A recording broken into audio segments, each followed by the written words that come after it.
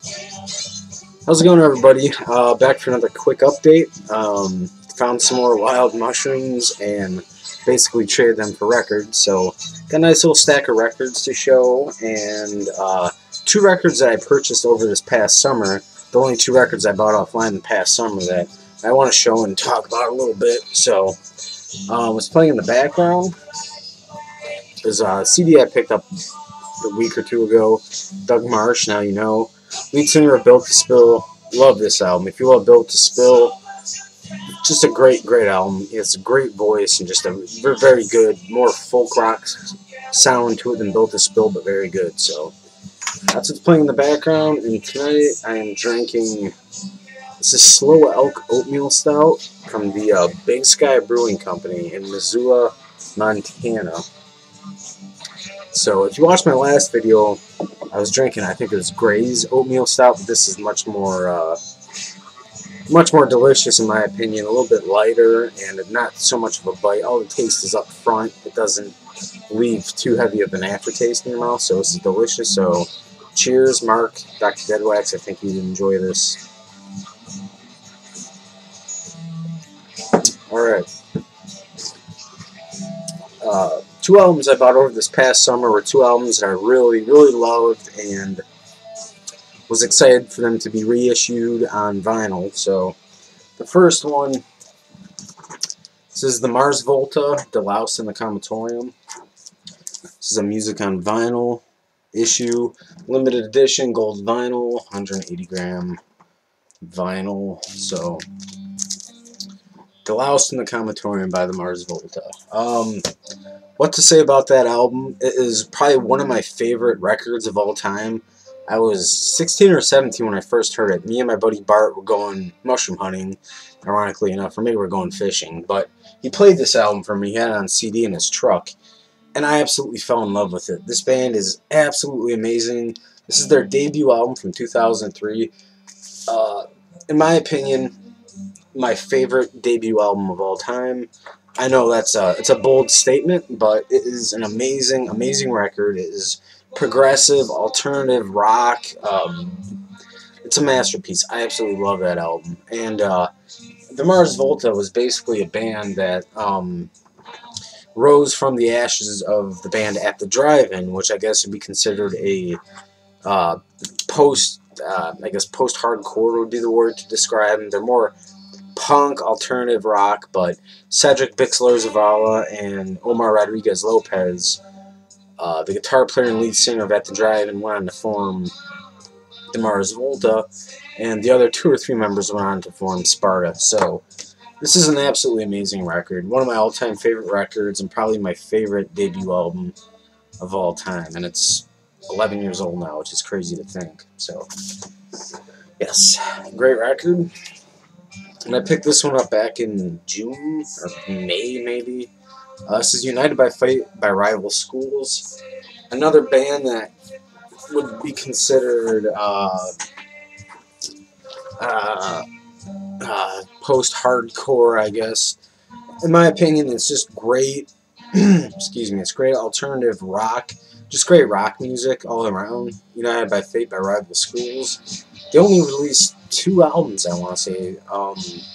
This one originally came out in 2000 and I don't know if it says when originally. I think 2001 is when this first came out. So this is an awesome alternative rock is what I'm going to call it. Great album. And then they released this in 2011. Yeah, this is Petals by Rival Schools. So both great albums, but this is the album that I was so excited to pick up and see that they reissued it on vinyl. So United by Fate, Rival Schools. The lead singer was in the band Quicksand. So if you're a fan of Quicksand or any of the 90s to early 2000s, just good alternative rock bands, these guys are fantastic. Look up the song. I think Travel by Telephone was a big hit on this album, and they're all. I love Hooligans for Life. So Down On, Used for Glue, amazing songs. So check them out, Rival Schools. So Alright, like I said, I went to the antique mall again. I found some more wild mushrooms, and I wasn't expecting him to pay for my records again, but he was there this time, and uh, he wouldn't take no for an answer. So got some more records for nothing, and therefore I can afford. I bought a mix match 6-pack of beer. So yeah, cheers to free records. It's a good beer. So first one I picked out. This is Wildfire, Brute Force, and Ignorance. This is a printed and released. This is a Belgian uh, release. I can't see. Yeah, Belgium is where this was released, printed and released in Belgium. So it's on a really cool label. It's on the Mausoleum label, which I've actually never heard of the Mausoleum label, but I listened to this last night, and this is kind of has that Judas Priest, Iron Maiden vibe to it. Great killer guitar solos, great musicianship. The vocals very reminiscent of Rob Halford from Judas Priest, or yeah, that's probably my best comparison. But Wildfire, Brute Force, and Ignorance. And I picked up this one. This is Flash. This album's been there for a while, and I just thought I've always overlooked it. But this time I picked it up, and I opened up the gatefold, and I noticed personnel is Peter Banks on guitar and Tony Kaye on organ, piano, synthesizer. So both of those gentlemen were members of Yes. I believe, I want to say Peter Banks, yeah, he played guitar in Yes for the first 1 or 2 albums, and Tony Kaye played keyboards and whatnot. So I haven't listened to this yet, but I'm excited to give it a spin. Another little interesting fact, I've had this record in my collection for a while. This is Badger, One Live Badger. Yeah, it's a live album, and I believe this is their first album, and it was a live album, which is kind of strange. But Badger, One Live Badger, Roger Dean artwork. Tony Kaye appears in this band as well. Yeah, so this is a really good progressive rock record. It's alive. It's their first album, and it's a live album, which is strange, but it's good. It's cool. It's a good record. One Live Badger. And like I said, Flash. I haven't listened to this yet, so I'm assuming it's going to be a good progressive rock record. I'm hoping. So, yeah, Flash. Then I picked up cool name, Johnny Dankworth and his orchestra. Johnny Dankworth, England's ambassador of jazz. It's on a Roulette label. So, I have one other album by him. Excuse me. I found one of his albums in the garage sale haul I had last summer.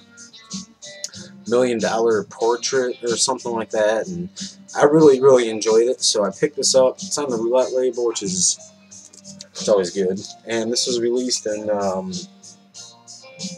gonna say 58 or 59. Roulette Birdland label. I'm not too sure about this label, but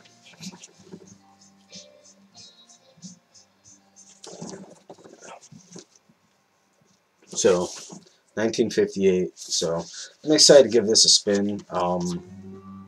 Yeah, saxophone. There's Mr. Dankworth. So I really love his other album, and I'm excited to give this one a listen. I haven't had a chance yet, so tonight will be my night. This record was great too. This is Craig Hunley plays with the Big Boys, Craig Hunley Trio and Orchestra. arranged by Don Sebesky and Alan Ferguson. I have 2 albums by Don Sebesky. One of them was on the CTI label, and I know he arranged a lot of albums on the CTI label or for Creed Taylor. I just know he's been the arranger for many albums, and I listened to this last night. This is a beautiful, beautiful record. Craig Hundley is the pianist. Joined by him is Stuffy McKinney, his bass man, and the drummer Gary Chase. And what was interesting about this, I couldn't find a whole lot of information about this, but his first album, right there, the Craig Hundley Trio, Arrival of the Young Giant. I guess he was only 15 when he released his first album, and his 10-year-old brother, Chris Hundley, was their road manager. So I thought that was insane. But listened to this last night. Beautiful piano work. Just a solid album for a trio. More laid back, good grooving album right here. So Craig Hundley Trio and Orchestra. Once again, arranged by Don Sebesky and Alan Ferguson. So it's a good album.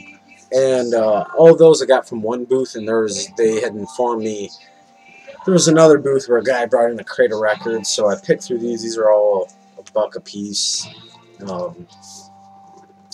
Best of the Bee Gees. This is early BJ's, Bee Gees. I think I said BJ's. Anyway, Best of the Bee Gees, earlier Bee Gees material from. This was released in '73, so I'm hoping this is going to be good period of the Bee Gees. So, yep, there's that. This one looked quite interesting. Desert Vision by David Lanz and Paul Spear. And this is on a label I've never seen before. This is a Narada Equinox label.